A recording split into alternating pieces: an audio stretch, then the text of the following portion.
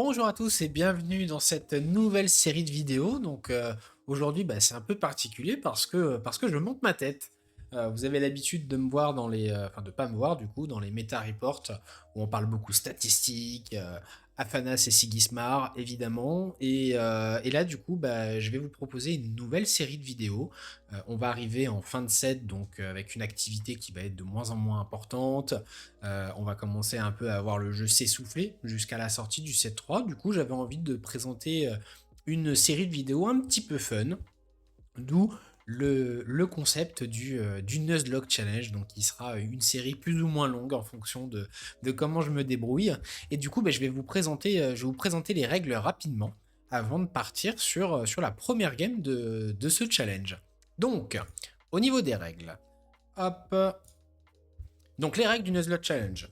Donc l'idée c'est de monter le plus haut possible sur le ladder BGA, donc le mode arène, avec les contraintes qui sont à l'écran.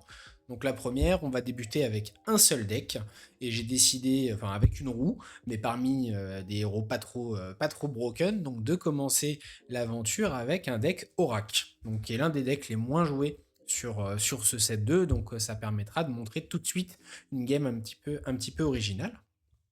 Et après, le principe, comme dans un Nuzlocke classique, si vous connaissez un petit peu le Nuzlocke via l'écosystème Pokémon, on va capturer les decks de nos adversaires lorsqu'on arrive à les battre.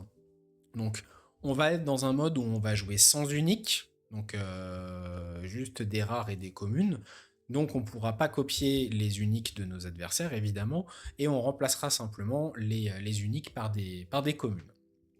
L'idée, c'est que si on perd avec un deck, eh ben, on peut plus jamais jouer ce deck et on est obligé de jouer un autre deck qu'on avait capturé au préalable. Et évidemment, il y a peut-être un moment où on n'aura plus de deck à jouer parce qu'on aura perdu avec notre seul deck restant. Et c'est à ce moment-là que le challenge s'arrêtera, malheureusement. Et donc on s'est donné la contrainte de jouer le premier match avec Oracle. Donc on va se faire un petit cadeau et on va se dire que on n'est pas éliminé si on perd nos premiers matchs avec Oracle. On commencera vraiment le challenge à partir du moment où on aura capturé notre premier deck. Et là, on aura grosso modo 2 vies au minimum, pardon. Donc voilà. Et donc petit texte aussi en dessous. Je n'ai pas encore le full set sur toutes les factions. Je l'ai pour 3 factions, mais j'attends que le marketplace sorte officiellement pour que les prix des rares baissent encore plus. Pour pouvoir prendre tout le full set et pas m'embêter avec ça. Donc on jouera que 3 factions pour le moment, Lyra, Ordis et Izmir, donc ça nous fait quand même 9 héros sur 18, c'est déjà pas mal. Et donc forcément, si je gagne contre un héros qui n'est pas de ces factions-là, il faut un petit peu transférer le héros que je vais capturer. Donc vous avez la liste là. Les axiomes seront transformés en Lyra, les Bravos seront transformés en Ordis, et les Muna seront transformés en Izmir. Et après, j'ai fait un petit peu en fonction des thématiques des héros. Pour la transition, typiquement Hatsadi et Gulrang, ça matchait plutôt bien. Teja et Afanas pour le petit boost. Voilà, j'ai vraiment fait un petit peu de façon aléatoire, mais ça paraît un petit peu cohérent parce que souvent c'est quand même comment dire, j'ai perdu mon mot, les plus populaires dans chaque faction qui reviennent. Donc voilà.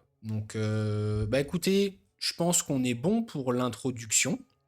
Et il me manque plus qu'à vous présenter le deck qu'on va jouer aujourd'hui dans cette première vidéo. Donc, hop, non.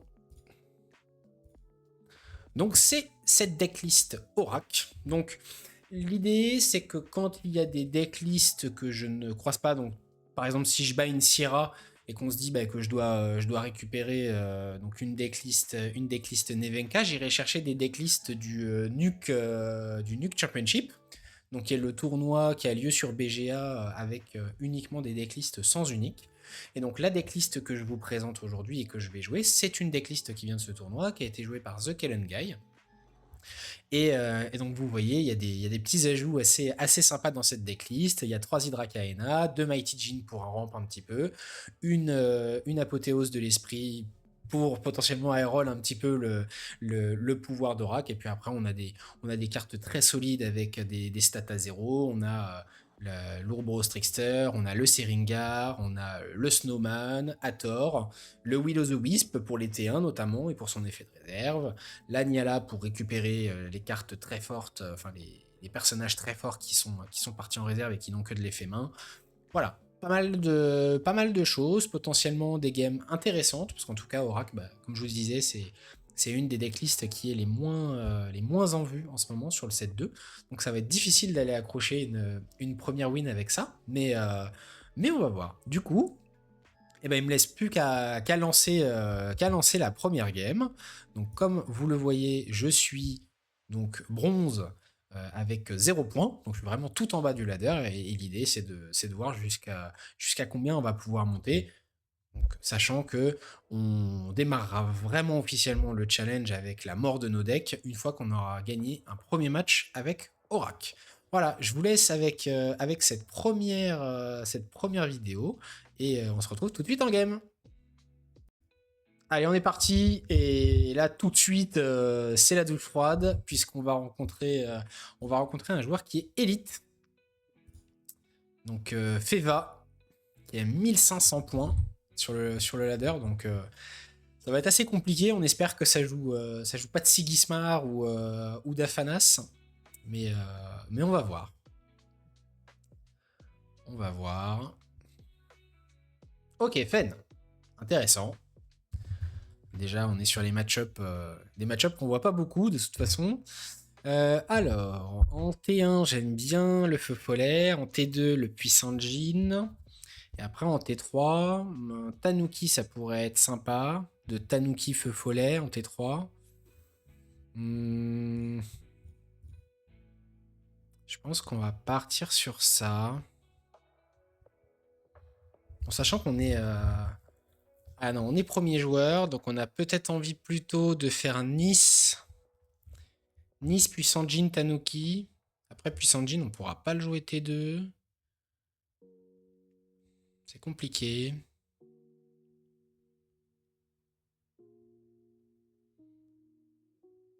On va faire ça. Mais je pense que le bon T1, c'est Nice. Allez, on est parti.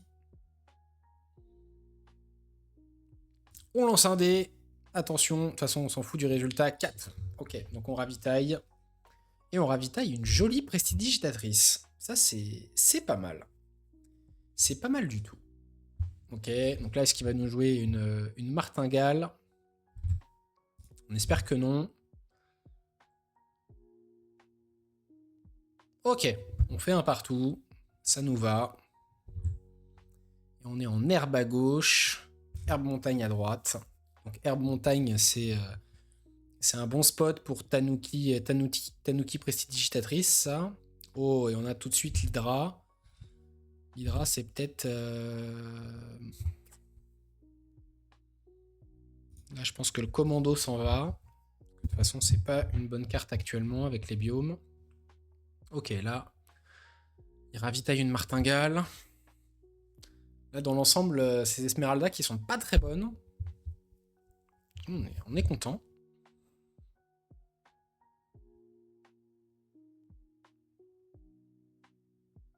Ok, Tanuki. Du coup, ça nous va plutôt bien, je pense.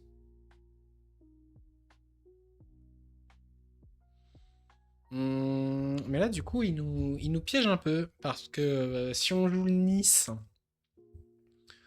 on prend 2-1.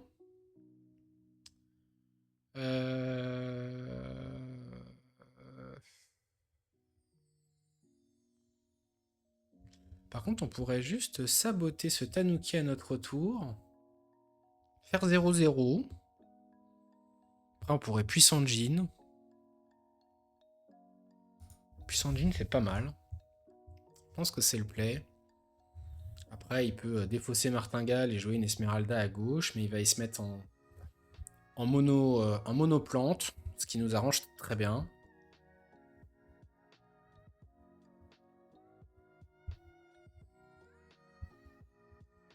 Ok. Il décide de sortir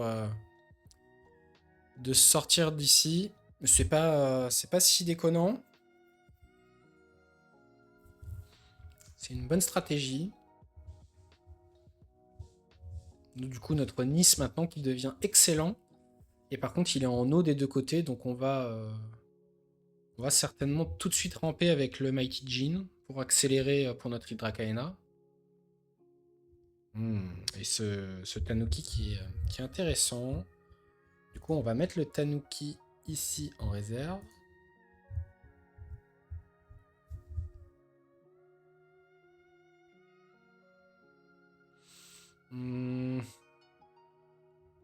Et je pense qu'on va d'abord jouer le Nice ici. Il est très bien ce Nice. Ok, on est déjà à 3. Et l'Hydrakaena au prochain tour, évidemment. Ok.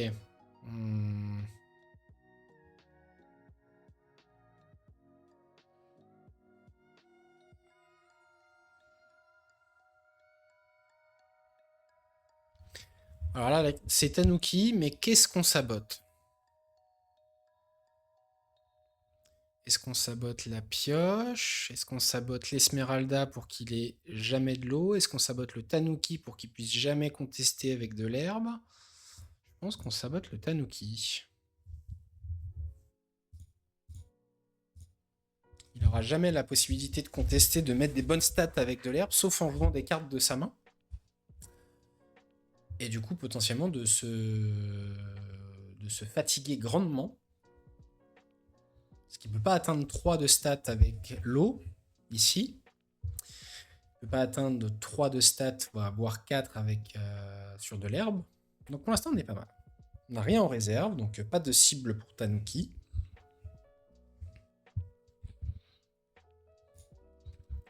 Donc c'est intéressant. Et notre adversaire qui est dans la panade, qui réfléchit beaucoup.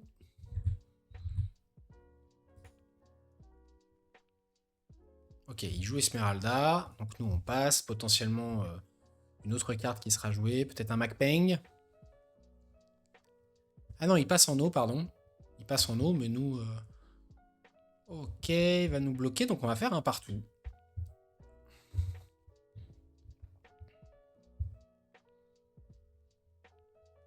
Ça nous va plutôt bien. Parce que maintenant, on va pouvoir jouer cette Hydrakaena qui ne peut pas être gérée par Cocon. C'est l'avantage.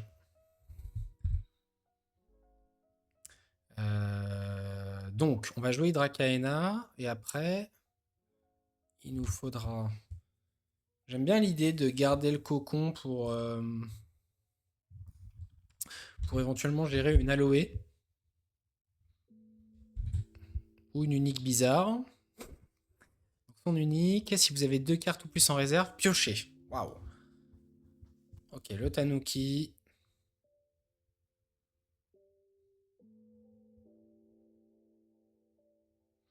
Et on va jouer évidemment l'Hydrakaena à droite. Et maintenant, bah... advienne que pourra.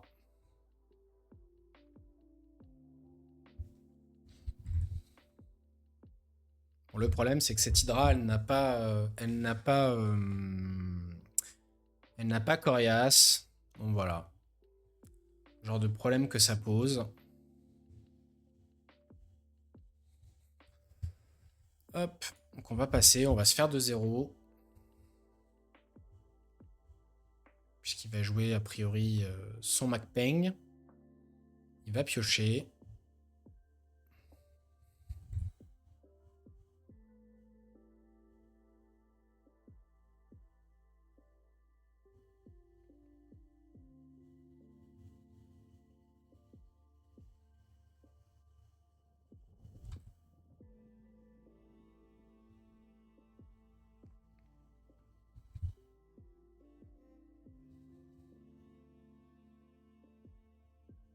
Ok, donc on a besoin de 8 mana. Je pense que c'est Cet Hathor qui part. On va évidemment faire le pouvoir d'Aurak. Super pour jouer cette magnifique martingale.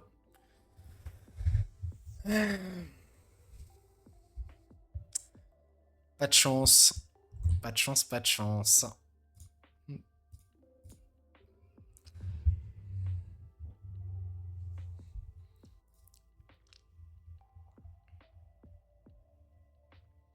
Ok, notre adversaire qui pioche.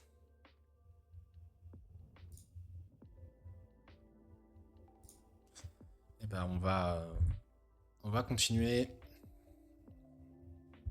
On va mettre des stats. Même si j'ai peur que ça passe quand même en eau. Une aloe vera juste, ça passerait. Mais une aloe vera, on serait content parce que on a encore le cocon pour gérer.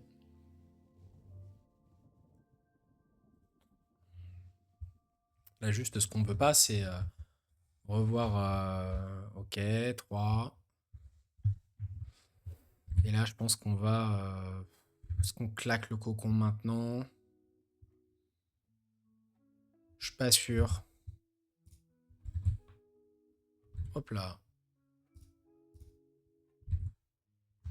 Après, s'il y a un dodo et. Non, sur un dodo, est-ce que ça passe? Aïe. Qu'est-ce qu'il va faire? Ok, un malais. Il va défausser les 2 cartes pour piocher 2.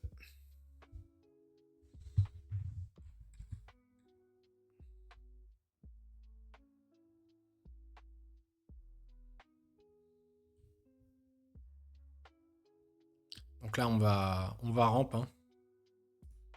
Parce que sinon, de toute façon, on se fatiguait. Ok, une deuxième Hydracaena. Mais j'ai peur qu'elle arrive un peu tard, celle-ci. Je pense qu'on met pas en mana.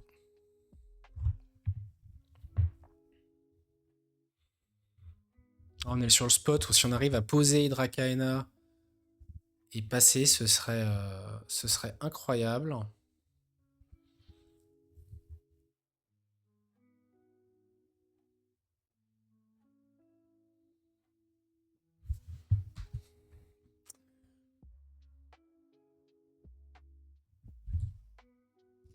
Je pense que là, je vais faire l'effet de support.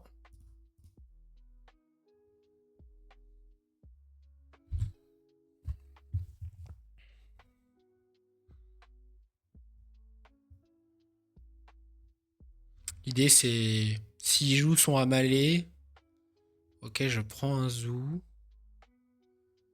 Je pense qu'il a l'idée d'Amalé là.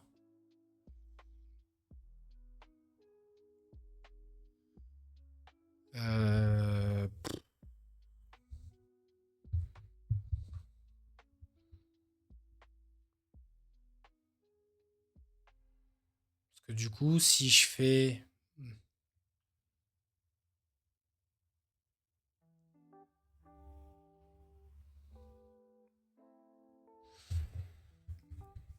Hmm. Si je fais Hydracaena. Ouais, Hydracaena, ça me paraît être le plan. Hein. Après, de toute façon, sur Dodo, je pense que j'ai perdu. Parce qu'il peut Dodo. Et faire Amalé, j'aurais jamais la mana pour contrer.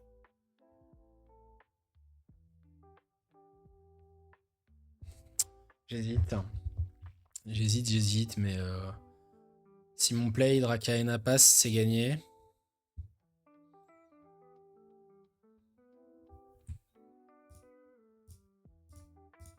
Allez, on essaye ça.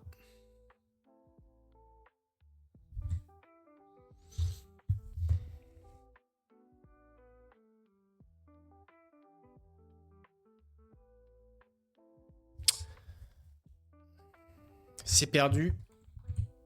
Puisque ça gère un personnage fugace, ancré ou endormi. Dommage. Dommage, on y était presque.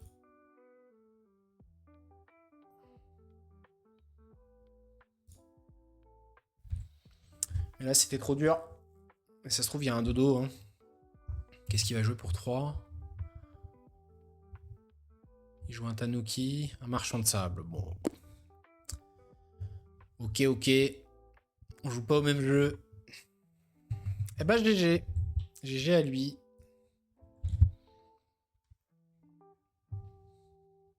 Dommage, on avait réussi à setup deux Hydracaena, mais ouais, le tour où on se fait endormir, l'Hydracaena fait trop mal. Donc c'est pas grave, c'est pas grave. Bah écoutez, c'est tout pour cette vidéo. Donc on n'est qu'à la première game, c'est pas grave. Hein, c'était prévu que ce soit difficile d'aller chercher cette première win avec Oracle. Mais on se retrouve bah, du coup pour la prochaine vidéo pour tenter une seconde fois de démarrer ce challenge Nuzlocke avec Oracle. Voilà, n'hésitez pas si vous n'êtes pas encore abonné à vous abonner à la chaîne, ça vous permettra bah, de voir les nouvelles vidéos de cette série Nuzlocke. Et si vous ne connaissez pas les Meta Reports, bah, je vous incite très fortement à aller les découvrir si l'état de la méta très compétitive BGA vous intéresse et que vous voulez un peu de statistiques sur le sujet. Voilà, à très vite et je vous souhaite une très bonne fin de journée à tous. À plus!